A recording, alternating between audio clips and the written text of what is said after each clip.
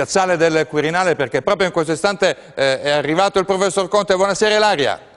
Buonasera a voi. Allora, vedete alle mie spalle il taxi, il consueto taxi potremmo dire, che abbiamo visto in questi giorni, a bordo dei quali si è spostato il professor Giuseppe Conte. Dovrebbe essere lui a salire in questo momento al Quirinale esattamente alle 21, esattamente come accadde 4 giorni fa. Lo ricorderete, anche 4 giorni fa Conte salì al Colle con la lista dei ministri in tasca, ma fu insormontabile lo scoglio di Paolo Savona al Ministero dell'Economia. Adesso invece la lista dei ministri è quella definitiva, il cerchio è chiuso. Ecco, vedete il professor Giuseppe Conte, 54 anni, pugliese, e c'è anche un applauso da parte dei cittadini che in questo momento sono qui. Buonasera professore, ecco, vedete un cenno di saluto del professor Giuseppe Conte, avvocato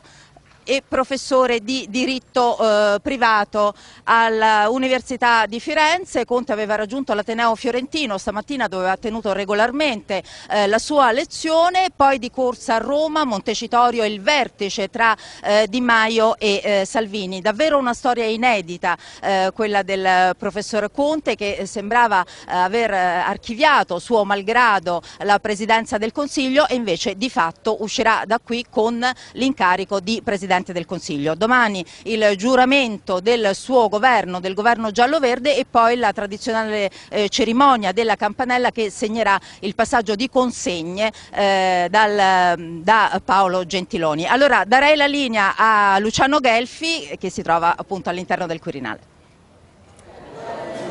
Eccoci qua.